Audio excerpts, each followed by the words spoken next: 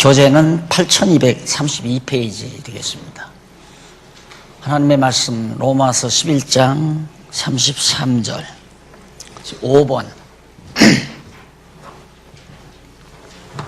양쪽 가로 5번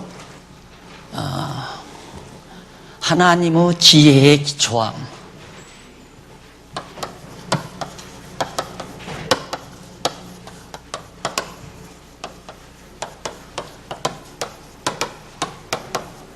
(11장) 33절로부터 36절.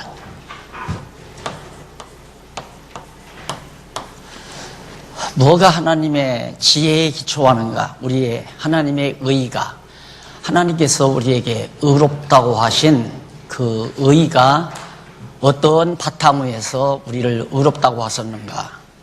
온전히 하나님의 지혜에 기초한 겁니다. 사람의 생각과는 전혀 다른, 사람은 어느 누구도 그런 구상도 할 수가 없어요. 또 생각도 할 수가 없고 온전히 하나님의 그 신묘막측한 지혜의 기초에서 했다. 그래서 33절에 보면 이쪽 11장 33절에 보면 거기 한번 살펴보고 33페이지 8233페이지 위에서 두 번째 문단 줄바꾼 데 보시면 일찍이 여호와 하나님께서는 시편 기자로 하여금 많은 일을 하시는 여호와의 지혜로 모든 것들을 지으셨다고 노래하도록 섭리하셨습니다. 시편 104편 24절에 나오죠. 그러니까 하나님께서는 당신의 지혜로 이 우주와 만물도 설계를 하셨다. 그런데 두말할 것 없이 우리 성도들을 의롭다고 하신 그 하나님의 의도 하나님의 지혜에 기초한 것은 당연한 거죠.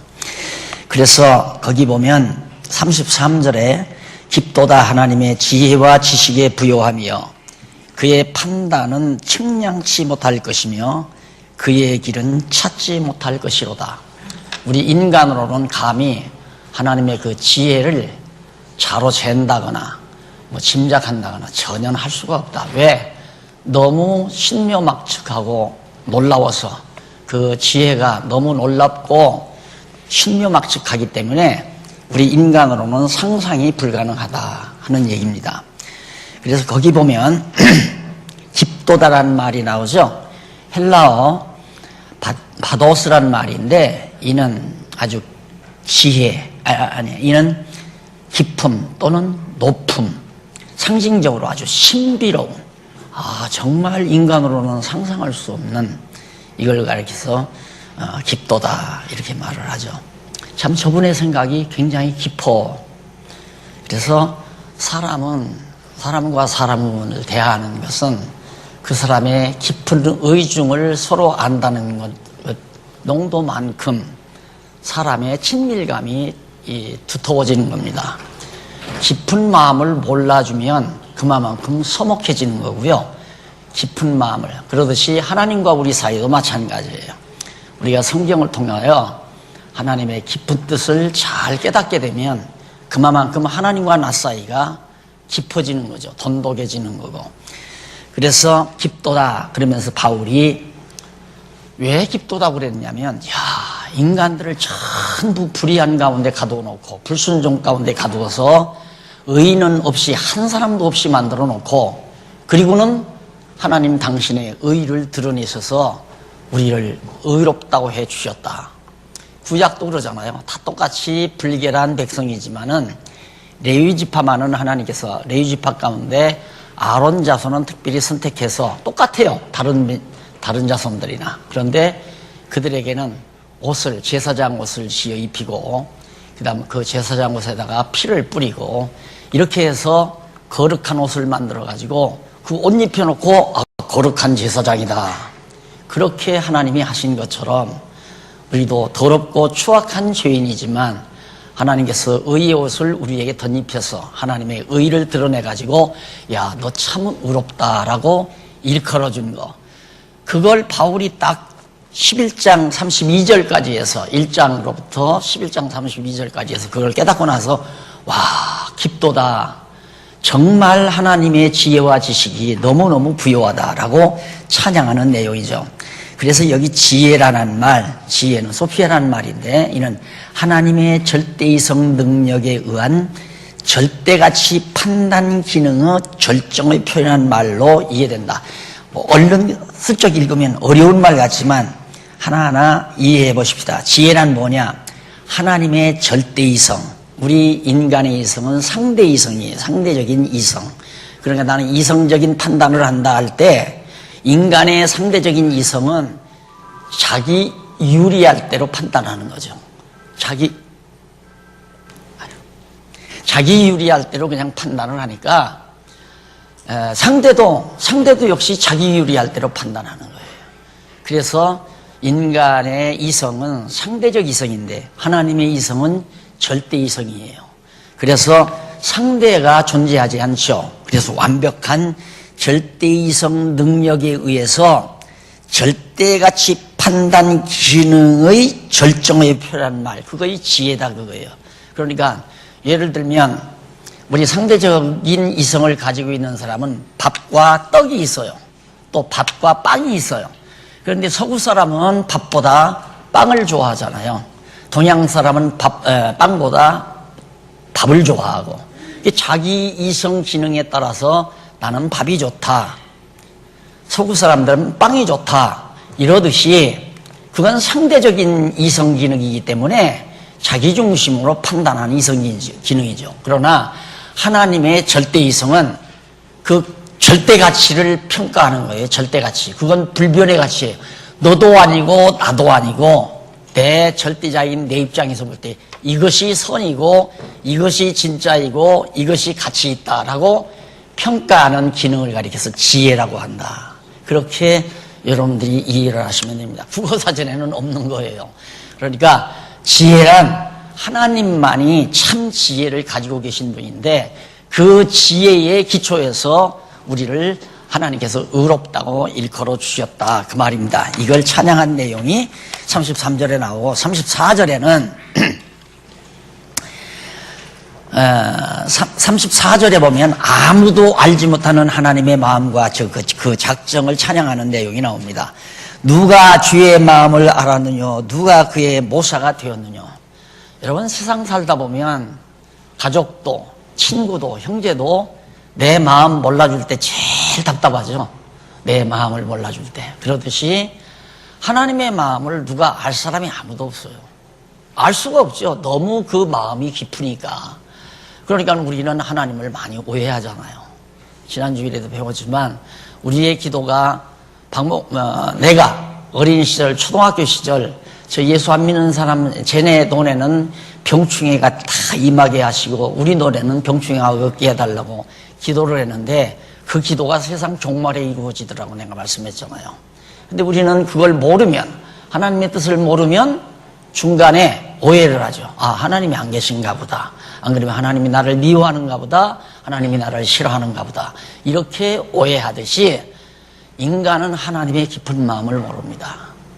부부 사이도 깊은 마음을 모르면 서로 오해하게 돼 있고 아무리 친절한 친구라도 깊은 마음을 몰라주면 오해가 쌓여서 결국 원수가 되지고 그것이 인간 사회 아닙니까?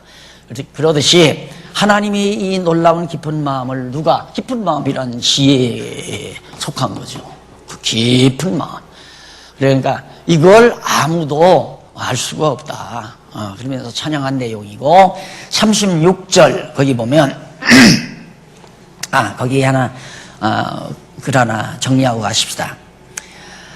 마음이라는 말 나오죠. 그 헬라어에 거기 헬라어로 누스라고 하는데 이는 마음 또는 지능, 의미, 그 하나님의 지능이나 하나님의 깊은 뜻, 의미죠. 이것을 우리가 누가 알겠느냐 마음을. 그다음 그 밑에 보면 모사란 말이 나와요. 심몰로스라고 하죠. 이는 상담자 또는 의논자, 그다음 충고자, 의논할 자가 누가 감히 하나님하고 의논할 자가 있겠느냐. 그 의논이라고 하는 것은 생각이 같아야 서로 마음의 깊은 마음을 같아야 의논이 가능하거든요. 근데 의논이 불가능한 것은 생각이 전혀 깊은 마음을 가진 사람과 옅은 마음을 가진 사람하고는 의논이 안 돼요. 애기들하고 엄마들이 소통하기가 힘든 이유는 애기는 무조건 생각 안 하는 거예요. 그냥 나 좋은 대로 자꾸 하자는 얘기죠. 그래서 나도 아이들을 좀 어린애들을 대해보니까 짜증을 자꾸 부려요. 짜증을 부리면 이제 제가 이렇게 조용히 이렇게 자리를 마련해서 얘기를 해줘. 짜증나니까 속이 아프잖아. 속이 상하잖아. 그러듯이 네가 속이 상하면 속이 상해서 짜증을 부리면 엄마도 속이 상한단다. 예, 엄마가 속이 상한다는 말은 이 속에 창자도 있고 유장도 있고 간도 있고 모든 장기들이 있는데 그것이 병이 든다는 얘기야. 썩는다는 얘기야. 그러면 엄마 병원에 가야 되고 주사 맞아야 되고 잘못하면 배를 갈라야 되고 그러면 당장 또 부치잖아요. 그러니까 깊은 생각을 모르면 서로 막 앙숙이죠. 하나는 울고 너 울지 말라고 때리고 난리를 치고. 그래서 하나하나 깊은 마음을 알려주어야 소통이 이루어지고 화목이 되어지는 거고. 우리가 하나님과 화목이 안 되어지는 이유가 저 지혜를 몰라서 그런다는 얘기예요. 그 다음 35절에 보면 35절에 보면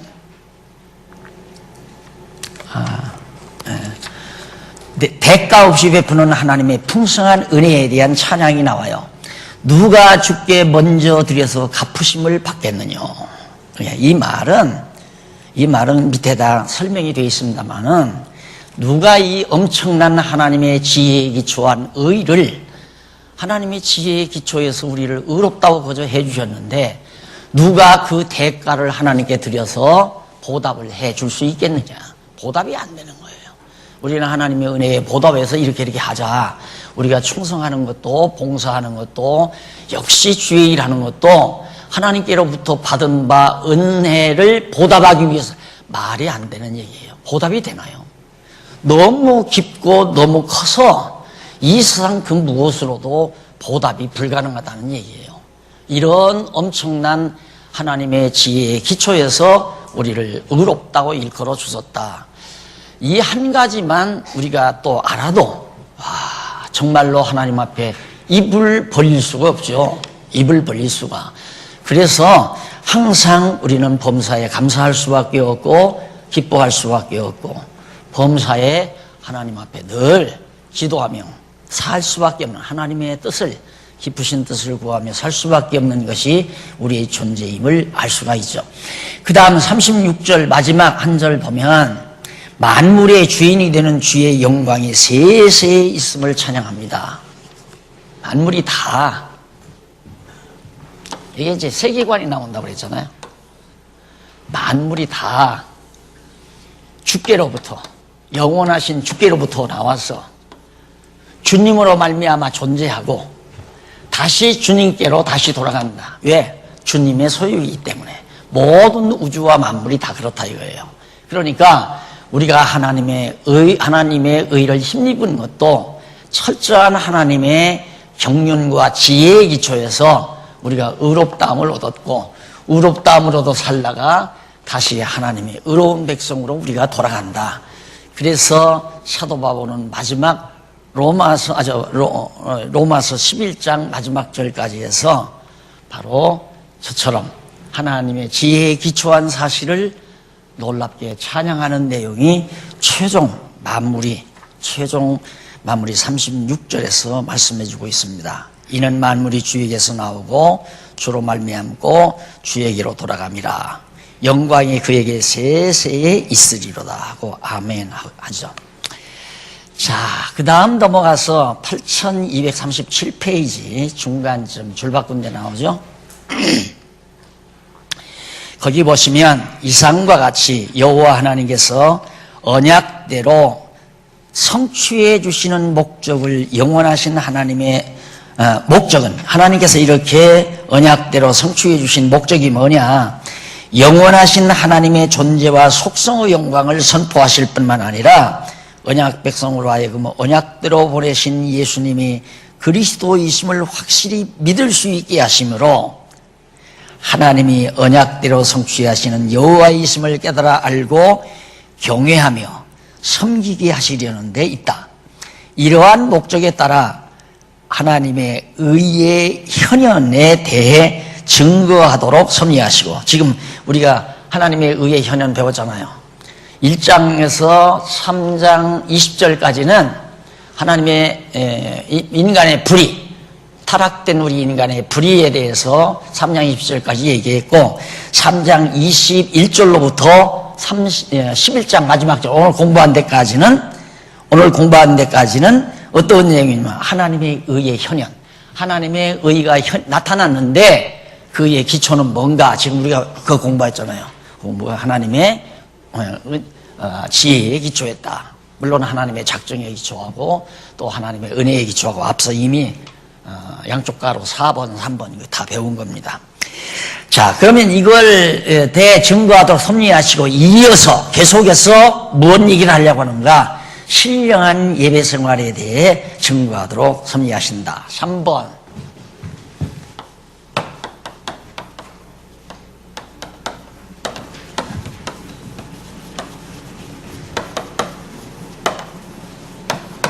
신령한 예배의 생활.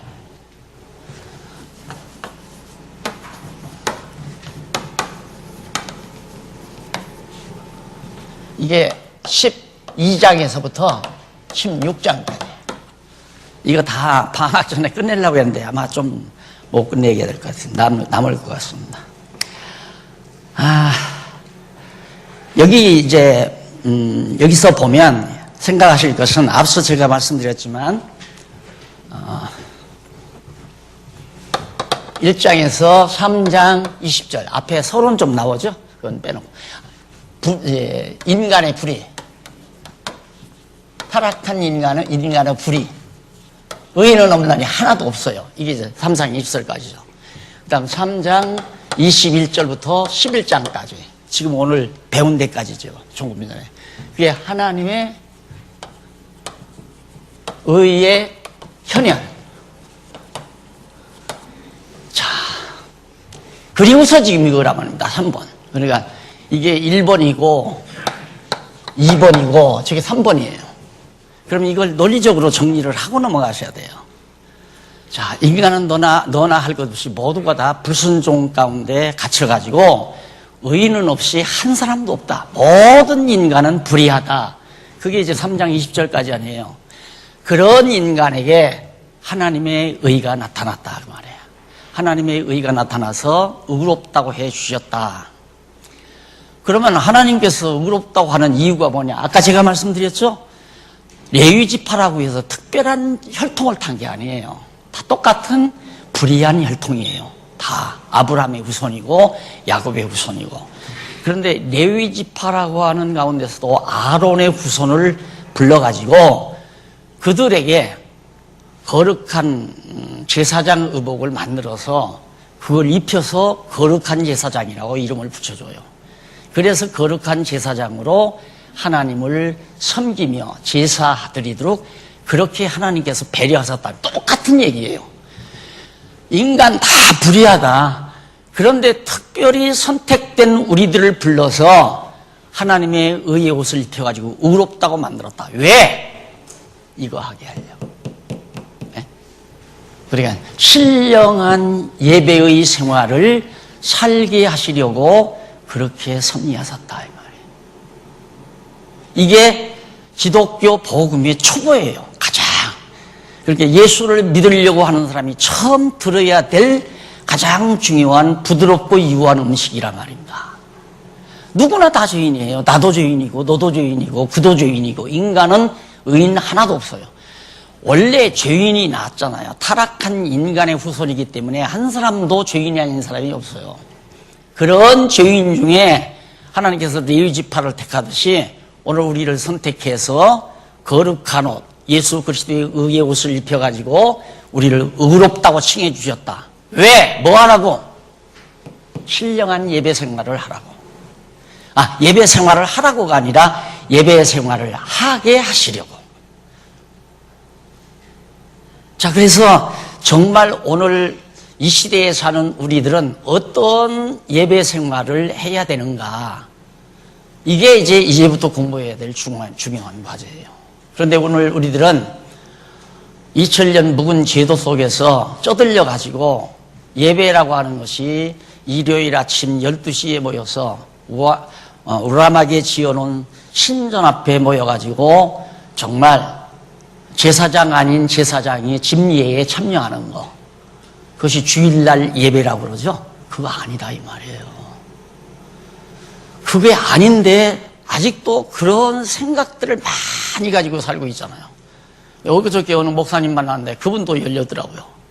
예배가 뭡니까? 예배가. 지금 무슨 예배가 있습니까? 그런 형식적인 예배가 나더라 그러더라고요. 대화가 통하네요. 내가 그랬죠. 대화가 통하네요. 그냥 우리의 생활이 예배예요. 신령한 예배의 생활. 우리의 아침부터 저녁까지 또 나서부터 죽을 때까지 우리의 생활 자체가 예배의 생활이 되도록 하시려고 하나님이 불의한 우리 인간을 선택해서 의롭다고 해놓으시고 의로운 자로서의 신령한 예배 생활을 하도록 성령께서 우리를 인도하시기 때문에 신령한 예배 생활을 하게 하신다 이 말이에요. 그러니까 우리가 많이 깨달으면 깨달은 만큼 더 신령한 생활을 하는 거고 못 깨달으면 못 깨달은 만큼 못하는 거고 아이들 기르는 거랑 똑같잖아요.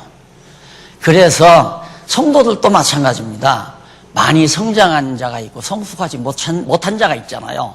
그러니까 성장하지 못한 자는 성장하지 못한 사람대로 자유롭게 놔둘 수밖에 없어요. 예를 들어서 5살, 6살밖에 먹지 않은 놈에게 너는 아침에 몇 시에 일어나서 양치질하고 그 다음 너는 몇 시에 어떻게 하고 해서 어른이 해야 될 일을 다 맡겨버린다면 걔들은 죽죠. 숨 막혀서 죽죠. 아이는 아이대로 자유롭게 크도록 놔둬요. 크면서 배워가는 거예요. 성숙한 사람은 또 성숙하게 생각해 보세요. 엄마 아버지가 앉아서 만날 직장도 안 가고 살림도 안 살고 아이들이 가지고 노는 플라스틱 장난감 가지고 글자 맞추기나 하고 무슨 물건이나 만들어가고 짝 맞추기 하고 그림이나 그리고 앉아있고 그러면 되겠느냐 이거죠. 그래서 하나님의 교회는 자유스러워야 한다 이거예요. 나 하듯이만 꼭 해라 이건 아니다 이거예요.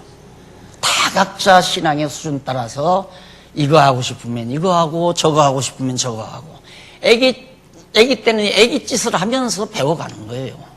중년들은 중년짓 하면서 배워가는 거고 그렇게 자유스러워야지 이걸 하나로 통제를 딱 해서 우리 하는 대로 나 하는 대로 꼭 이렇게 해라 이건 아니다는 얘기예요. 그게 다 나와요. 이 로마서 생활에 그게 전부가 다. 그러니까 우리가 드려야 될 예배 생활 바로 이겁니다. 로마서 12장부터 16장까지.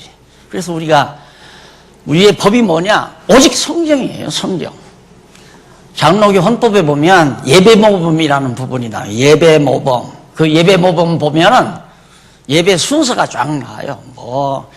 시편 교독이 있고 묵소가 있고 목사님의 개회 기도가 있고 쫙 그런 거 해놔요. 요대로만 예배 드려라. 그게 예배모범이에요. 우리의 예배모범은 바로 이거예요. 그냥 이게 예배모범이에요. 그렇게 다르다니까요. 성경대로 우리는 하나님의 교회를 지어가자는 것이 우리의 뜻이고 우리의 생각이에요. 예배모범을 이제부터 배워가면 돼요. 정말 우리가 드리고 살아야 될 예배란 어떤 예배인가? 첫째, 거기 우선 의미 분석 한번 보시고요. 바로 밑에 그 내용 가운데 12장은 은사를 실행하는 생활을 통해 증거하신 내용이고 그게 신령한 예배 생활이 뭐냐? 자기 은사가 뭔지를 알아서 은사를 실행하는 것이 곧 예배 생활이다. 13장은 상황에 대처하는 생활. 내가 공산주의 상황 속에 있으면 공산주의 치하에서 대처하면서 생활하는 거. 민주주의 치하에 있으면 민주주의, 독재주의 치하에 있으면 독재주의.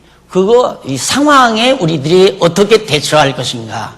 이것도 다 하나님 앞에서. 왜냐하면 하나님이 나를 나되게 하기 위해서 여러 가지 상황을 줘요. 예를 들어서 탕자를 어린 시절에는 아주 곱게 사랑 많으시는 어머니, 아버지 품속에서 자라게 해요. 이놈이 머리가 굵어지니까 제멋대로 하고 싶어서 하잖아요. 그러니까 돈 한 보따리 가지고 나가서 제 멋대로 살 수 있는 환경을 줘요. 그런 상황이 다 오잖아요. 그런데 그 상황이 계속되는 게 아니라 돼지우리 상황이 와요. 그걸 대처해야 돼요. 예, 오늘 우리의 예배 생활이라는 건 하나님이 부도나게 하면 부도난 생활에서 생활해야 되고, 부유하게 하면 부유한 생활에서 사는 거고, 병나게 하면 병나는 데서 살아야 되고, 전쟁이 일어나면 전쟁 치르며 살아야 되고, 이것이 하나님께 드리는 예배 생활이라 그런 뜻이에요. 그래서 은사를 실행하는 생활, 그 다음 14장은 뭐냐? 약자를 보호하는 생활. 당연하죠. 우리 교회가 있습니다. 그러면 여기에서 가장 약자가 뭔가? 어린 영혼들. 몸은 컸어도 어린 영혼이 있을 수 있고, 실제로 나이가 어린 아이들도 어린 영혼이 아니에요. 어린 영혼. 여기 좀 조그만 아이들이 교회는 성경 배우러 가는 거지, 성교회는 성경 배우러 가는 거지, 그런데 왜 어른들은 늘 성경을 안 배우고 공부 놀기만 하느냐, 마당에서 늘 노는 것 같으니까 그런 얘기하는 아이들이 있어요. 그러니까 어린 아이들, 약자, 경제적으로도 약자, 몸으로도 약자, 신앙적으로도 약자를 보호하는 삶이, 그것이 신령한 예배 생활이다. 그리고 15장은 뭔가? 15장은 이방을 용납하는 생활. 로마에는 이방인들도 많이 있잖아요.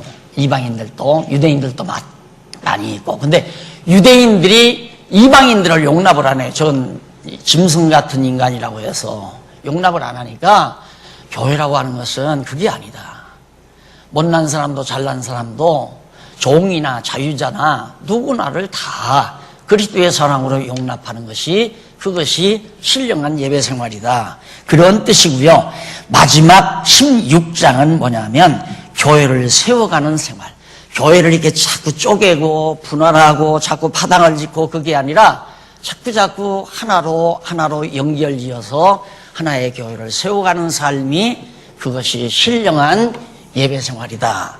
개략적으로 지금 내용 분해를 해놨어요. 그러면 이것이 정말 맞는 얘기인가, 맞지 않는 얘기인가? 자, 거기서 한 분단 내려와서 위에서부터 8째, 9째 줄 바꾼 데 보시면은, 일찍이 여호와 하나님께서는 모세로 이스라엘 자손에게 제사를 드리는 규례를 명하여 준행케 함으로 언약하도록 섭리하셨다. 레위 자손에게 제사를 드리도록, 아까 다 설명했잖아요. 불결한 레위 자손들에게 의의 옷을 덧입혀서 하나님 앞에 제사, 그 다음에 구약시대는 제사죠. 이게 신약시대는 신령한 예배예요. 그러니까 이건 모형이고 그림자이고, 이건 진짜고. 그렇기 때문에 구약시대의 불결한 제사장봉 입혀가지고 의롭다고 만들어 제사를 드리게 한 것처럼, 신약시대도 우리 더럽고 추악한 우리들을 의롭게 만드셔서 하나님 앞에 신령한 예배 생활을 할 수 있게 해주신다. 이게 복음이라고 말이에요. 그러니까 하나님이 그렇게 제사를 드리는 생활을 하게 하시는 거예요. 박 목사가 하라고 강요한다고 되는 것도 아니고, 하라고 매를 때린다고 되는 것도 아니고, 하도록 법령을 만든다고 해서 되는 것도 아니고, 성령께서 하게 해 가신다. 그래서 우리는 참고 기다리는 거죠. 예를 들면 아이를 낳았는데 말을 안 들어요. 야, 저렇게 말 안 듣는 거 키워서 뭐하랴. 호적에서 파내거나, 고아원에 갖다 내 버려버리거나, 요즘에는 자식도 죽여버리는 부모가들 있잖아요. 그건 안 되잖아요. 아이가 어렸을 때 못된 짓을 하더라도 참고 기다리면 그놈도 커서 아들 노릇 할 때도 있고 어른 노릇 할 때도 있게 되어 있잖아요. 그래서 바로 교회는 기다리고 참고 기다리면서 계속 하나님의 교회로 하나로 지어져 가도록, 이렇게. 그래서 교회에서 가장 해서는 안 될 일이 분당을 짓는 일입니다. 당을 짓는 일. 그건 교회를 허는 일이거든요. 그래서 가장 큰 죄악이 뭐냐? 교회를 허는 일이에요. 그건 세상으로 말하면 그냥 사형감이에요. 사형감. 교회를 허는 일은. 교회를 헐지 말고 자꾸 이렇게 모아서 하나 되게 해서 지어가는 것이 신령한 예배 생활이다. 그 다음, 그러면 이제 맞는가 안 맞는가를 우리가 확인을 해야 되잖아요. 제가 이렇게 대충 설명을 했는데 그 말이 정말 성경적인가? 그걸 상고하는 것이 데살로니가 사람들은, 베레아 사람들은 데살로니가 사람보다 더 신사적인 그런 태도가 되죠. 그냥 제가 말했다고 해서 듣고 그런가 보다 하지 말고 정말 이제 내가 지금 12장에서부터 16장까지 대충 의미 분석을 해서 설명해 드렸는데 정말 그게 맞으냐? 맞은가 안 맞은가? 그럼 여기 3이니까 당연히 한쪽 가로 첫 번 뭔가 은사를 실행하는 생활.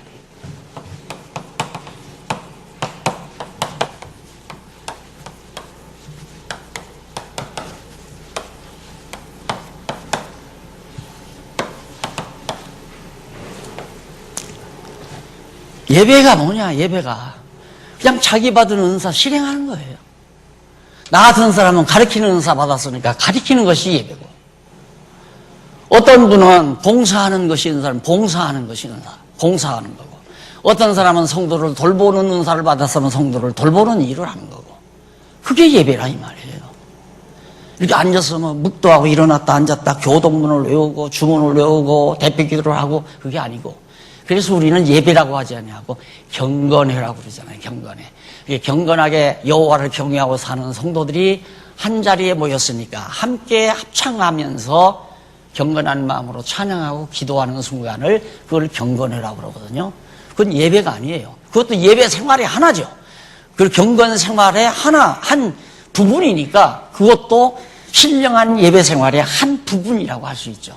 그래서 주보에다가 주일 예배 뭐 이렇게 썼는데, 그것 때문에 또 관해서 봐라 예배 드리면서 그러지 않느냐. 그래서 이게 자꾸 생각들이 바뀌고 내용이 바뀌니까 단어도 다 바뀌어야 되잖아요. 한꺼번에 못 바꾸고 하나하나 납득되면서 바꿔가려니까 참 힘이 들죠. 그러니까 거기다가 뭐 오늘이 예배라고 할 필요 없잖아요. 날마다 예배 생활에 늘 태어나서 죽는 날까지 신령한 예배 생활을 하면서 살다 죽으리인데 하필 주일 예배 이래 놓으니까 과거의 그 관습이 그대로 살아있는 거죠. 그래서 그것도 빼고 그냥 경건회, 분방공부 이런 식으로 딱딱 제1부 경건회, 2부 분방공부, 3부 신기와 식사, 그 다음 4부 뭐 찬양 예배, 찬양 집회 이런 식으로 해놨으면 얼마나 좋겠어요. 아마 그렇게 언젠가는 돼야 되겠죠. 그런 것들도 언어도 다 바꿔야 되고 생각도 바꿔야 되고. 근데 이게 한두 명이 아니고 수백 명인데 그게 바꿔져 가는 사람도 있고 안 바꿔져 가는 사람이 있고, 그러니까 바꿔진 사람과 안 바꿔진 사람은 엄청난 갈등이 있을 수밖에 없어요. 이런 많은 갈등들이. 그래서 서로가 함께 배우고 함께 공부를 해야 하는데 그렇게 잘 안 되지니까 어려운 문제들이 참 많이 나타날 수밖에 없죠. 그래서 은사를 실행하는 생활이 신령한 예배 생활이다. 그럼 은사 생활의 그 순서를 보면 의미 분석 내용을 보면 1절로 8절은 은사 실행 조건을 구비한다는 얘기고, 9절로 11절은 지혜의 은사대로, 지체의 은사대로 실행함으로 바로 생활한다는 내용이 나옵니다.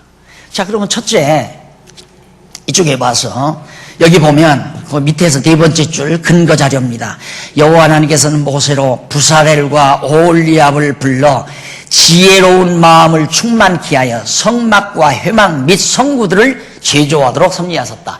이게 성전을 지어가는 데도 각각 어떤 사람은 조각을 잘하는 사람에게 부사렐과 그 일하는 사람 거기 나오는 오홀리압 따로따로 자기 어떤 사람은 금속을 잘 다루니까 금속 다루게 하고, 나무 잘 다루는 사람은 나무 잘 다루게 해서 성전을 지어가게 한 것처럼 그게 은사예요. 자기 은사.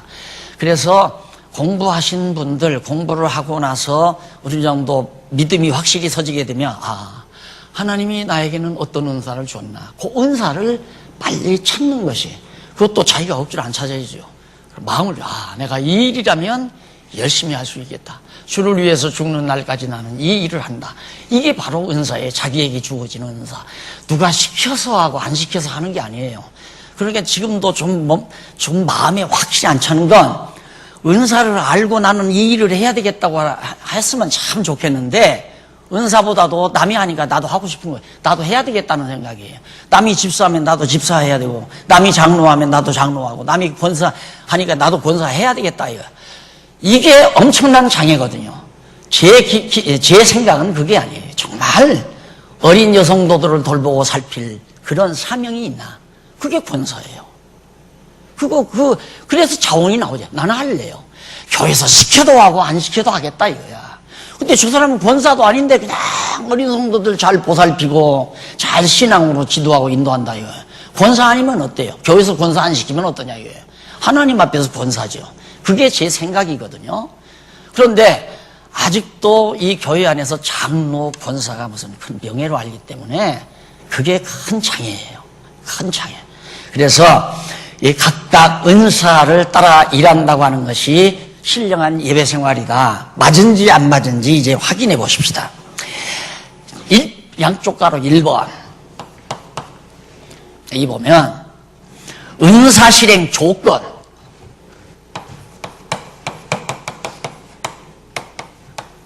실행 조건. 은사 실행 조건을 구비함. 12장 1절로부터 그 이하 8절까지죠. 이걸 보면 사도 바울에게 하나님께 성령께서 감동, 얼마나 이 로마서를 논리적으로 체계 있게 착착 기록하게 하셨는지 몰라. 그걸 우리가 그동안 못 본 거예요. 그걸 못 보고 성령께서는 이렇게 얼마나 신령한 예배 생활은 이런 것이다. 첫째, 은사를 실행하는 생활인데 그 인사 실행 조건을 구비하는 것이 어떤 것인지 알아라. 은사 실행 조건을 성령께서 구비하게 만들어요. 자, 그 맞은지 안 맞은지 오십시다. 12장 1절 딱 밑에 보면 어떤 내용이 나오느냐면 사한 제물로 몸을 헌신하는 것이 합당한 예배임을 총론적으로 말합니다. 그러니까 영적 예배란 뭐냐? 사한 제물로, 살아있는 제물이죠. 영적 예배는. 구약시대의 제물은, 구약시대는 제사는 죽은 짐승을 드리잖아요. 사한 제물을 갖다가 양이나 영소를 갖다가 죽여서 드려요. 그런데 오늘 신약교회 시대는 예수님이 우리를 대신해서 죽으셨다 부활하신 것은 우리를 살리시려고 부활하신 거란 말입니다. 그게 우리 살았잖아요. 그래서 우리가 그리스도의 몸이 된 거예요. 그리스도의 지체가 된 거라 이 말입니다. 그러니까 너희 몸을 헌신하는 것이 합당한 예배다. 너희 몸 헌신하라니까 팽팽하고 다 힘 있을 때는 딴짓 다 하다가 다 낡아진 몸 이것 드리자는 얘기가 아니에요. 이것 드리자는 게 아니라 너희 몸이란 그리스도를 머리로 해서 지체를 이룬 그리스도의 몸, 이걸 하나님을 위해서 헌신하는 거, 이 몸으로.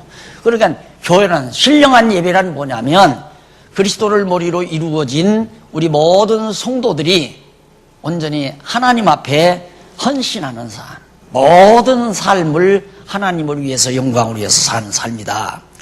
그래서 그러므로 형제들아, 여기서 그러므로란 말은 1장부터 11장까지의 내용을 봤습니다. 이렇게 불의한 우리 인간들을 하나님께서 의롭다고 해서 의롭다고 인쳐 주셨으므로 그 말이에요.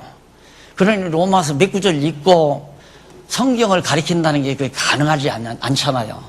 안타까운 게 뭐냐면 적어도 이런 내용이 나와요. 그러므로 이 접속사 하나를 이해하려면 1장에서 11장까지 알아야 이 접속사가 가지고 있는 의미를 알게 된다 이 말이에요. 그러니까 우리 이렇게 모여서 2시간을 공부해도 저로서는 안타까운 거죠. 아이고, 이 2시간 되면 요것밖에는 말 못하는데 더 이어서 오늘처럼 그러므로 지금까지 로마서를 이렇게 강의해 왔으니까 내가 그러므로라는 말도 정확하게 여러분들에게 알려드리지, 그러면 3장 20절까지만 공부했으면 이 말 못 가르치잖아요. 또 뭐 11장만 강의했으면 이 말이 무슨 뜻인지 알 수가 없잖아요. 기껏해야 11장 마지막 절 받았다고 말할 수밖에 없죠. 그게 아니에요. 하나님이 불의한 인간을 다 당신의 의를 나타내서 우리와 하여금 의롭다 해 주셨으므로 신령한 예배의 생활을 할 수밖에 없다. 우리는 말이에요. 의인이니까 의인으로서의 생활을 할 수밖에 없잖아요. 하나님의 자식이니까 하나님의 영광으로 살 수밖에 없잖아요. 그렇게 하나님께서 인도해 가신다, 그런 뜻이에요. 그러니 얼마나 편안합니까? 내가 하는 것도 아니고 하나님께서 그렇게 하신다는데.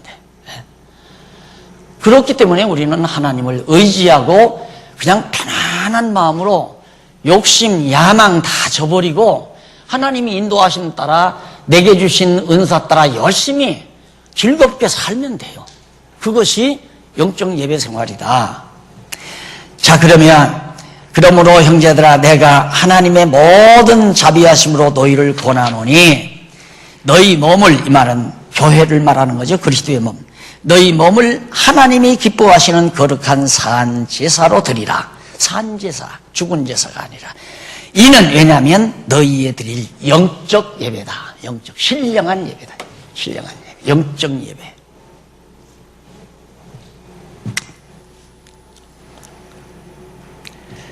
자, 그 다음, 거기 2절, 이쪽에 보시면. 거기 보면, 조금 읽어보십시다. 거기는.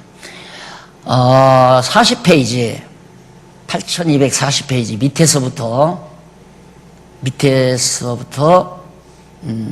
아홉째 줄 앞부분.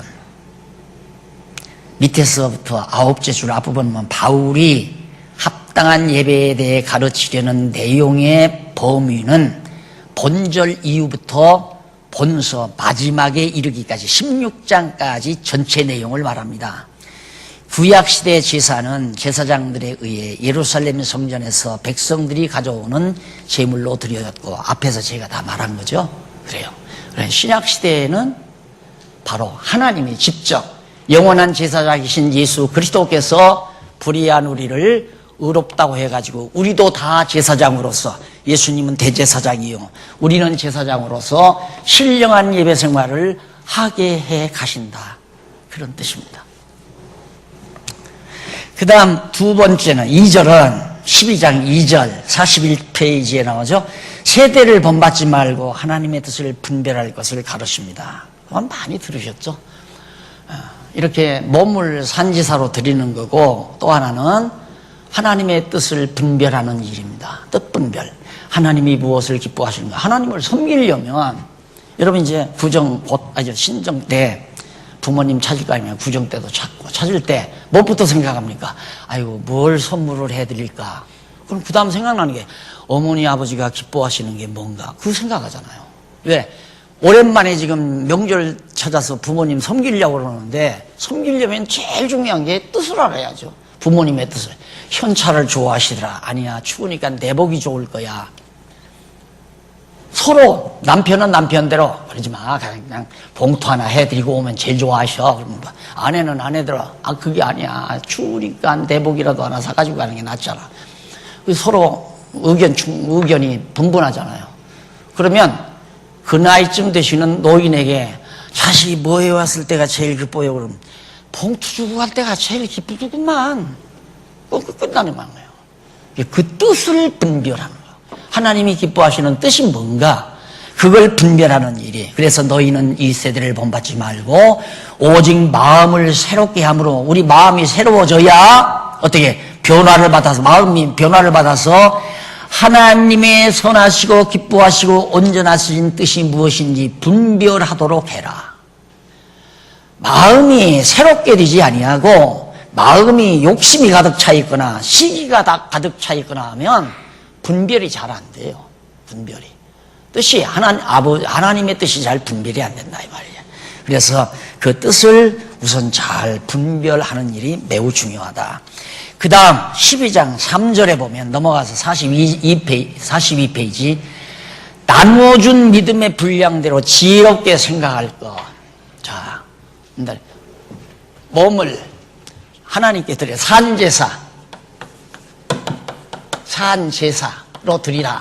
산제사의 첫 번째 요건이 뜻분별. 뜻분별이죠. 뜻분별. 그 다음 두 번째가 여기 나오는 생각입니다. 생각. 뭘 내가 생각하고 있나? 이 생각이 다 하나님께 드려지는 제사예요. 산제사. 자, 보십시다. 내게 주신 은혜로 말미암아 너희 중 각 사람에게 말하노니 마땅히 생각할 그 이상의 생각을 품지 말아라. 이 말은 뭐냐면, 생각할 그 이상의 생각은 뭐냐면 욕심에서 나오는 생각이에요.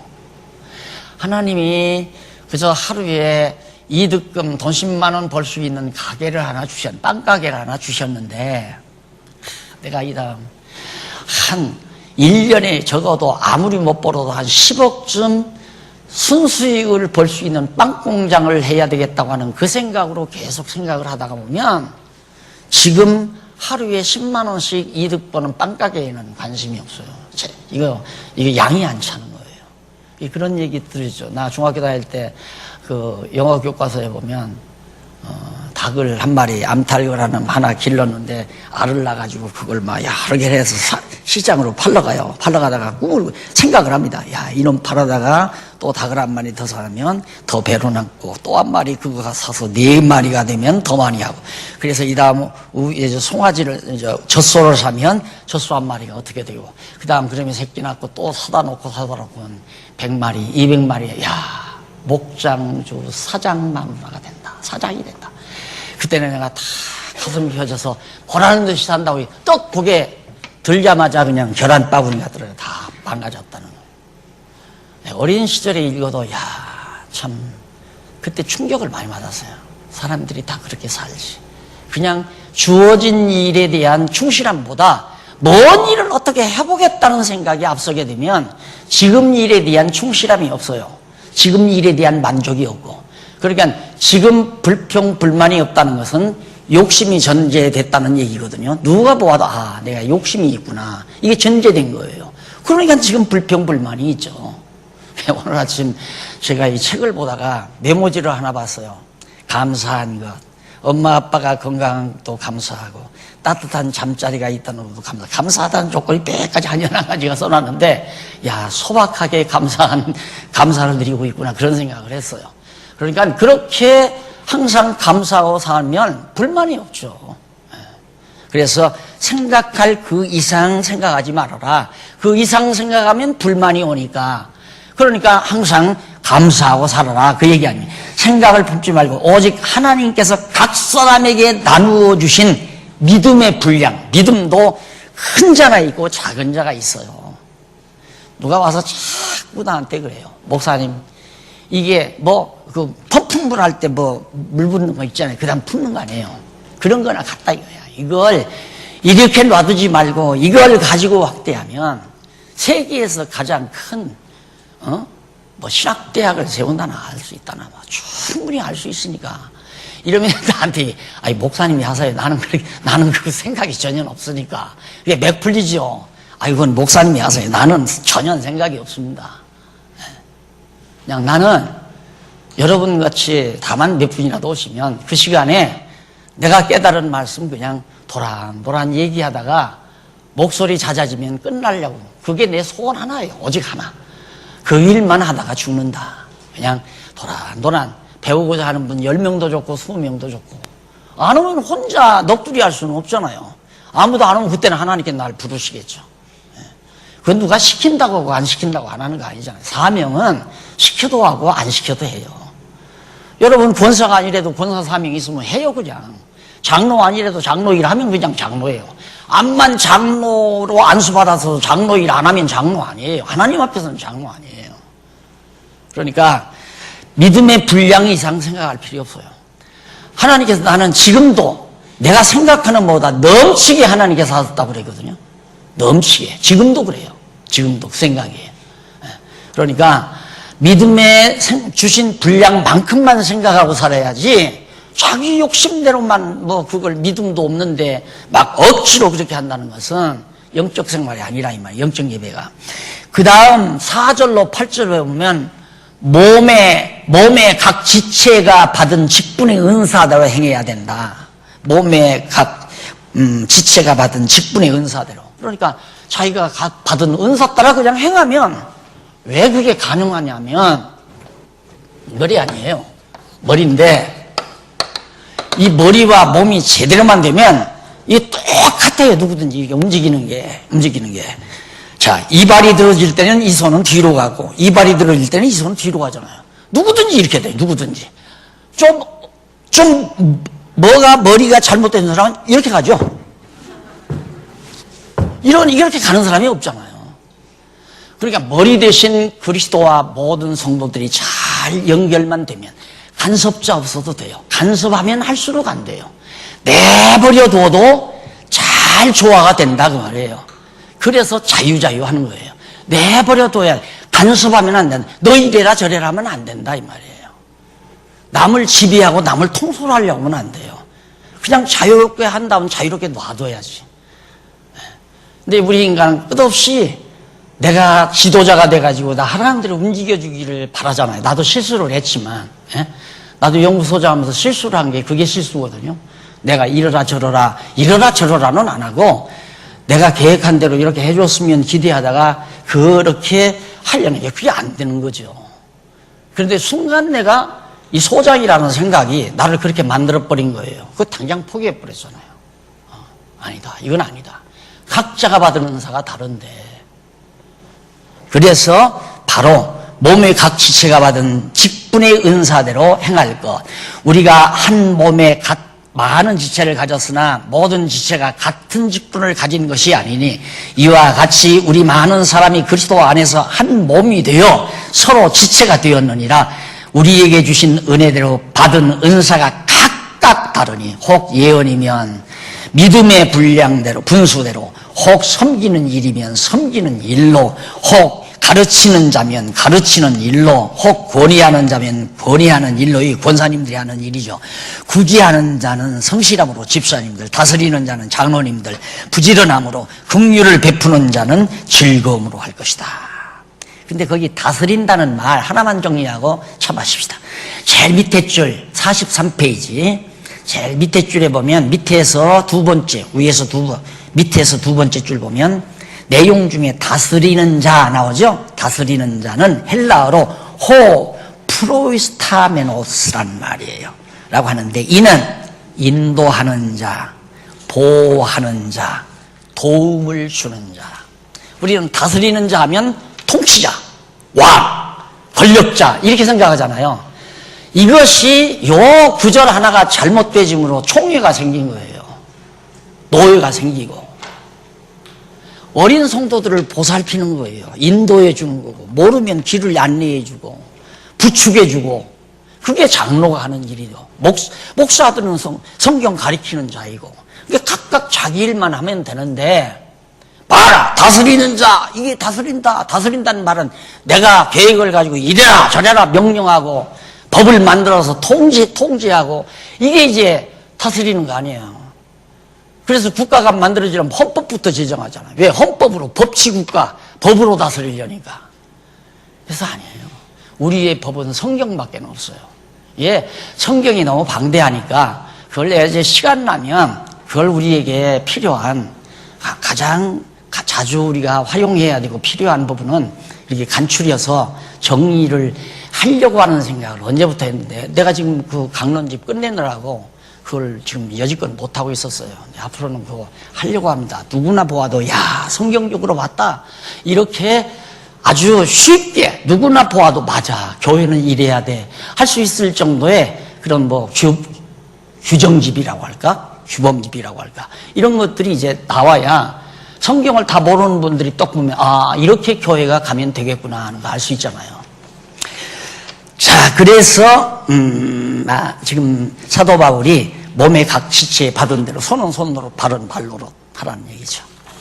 차 한 잔 드시고 지체의 은사대로 실행함.